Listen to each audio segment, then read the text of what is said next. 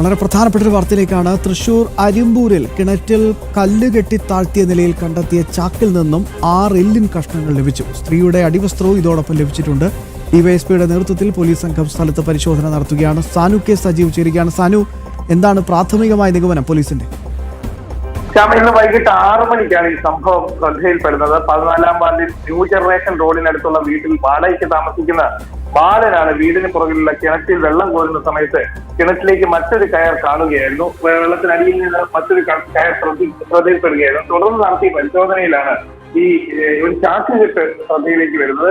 ആ ചാക്കുകെട്ടെടുത്ത് പരിശോധിക്കുന്ന വേളയിലാണ് അസ്ഥി കഷ്ണങ്ങൾ 6 എല്ലിൻ കഷ്ണങ്ങൾ ലഭിക്കുന്നു. ഒപ്പം തന്നെ ഒരു സ്ത്രീയുടെ അടിവസ്ത്രവും അതിനുള്ളിൽ നിന്ന് ലഭിച്ചിട്ടുണ്ട്. നിലവിൽ ഡിവൈഎസ്പി അടക്കമുള്ള ഉന്നത പോലീസ് ഉദ്യോഗസ്ഥരെത്തി അവിടെ പരിശോധന നടത്തിയിട്ടുണ്ട്. ഈ അസ്ഥിയൊക്കെ അവർ ശേഖരിച്ചുകൊണ്ട് പോയിട്ടുണ്ട്.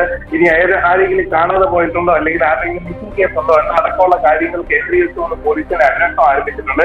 ഏതായാലും മാസങ്ങൾ പഴക്കമുള്ള അസ്ഥി കഷ്ണങ്ങളാണ് ലഭിച്ചിട്ടുള്ളത്. അതുകൊണ്ട് തന്നെ ശാസ്ത്രീയമായിട്ടുള്ള പരിശോധനകളൊക്കെ വേണ്ടി വരും. ഏതായാലും മുതിർന്ന പോലീസ് ഉദ്യോഗസ്ഥരടക്കം എത്തിക്കൊണ്ടുള്ള ഒരു പരിശോധനയാണ് പ്രദേശത്ത് നടത്തിയിട്ടുള്ളത്. സാനുവാണ് വിശദാംശങ്ങൾ നൽകിയത്.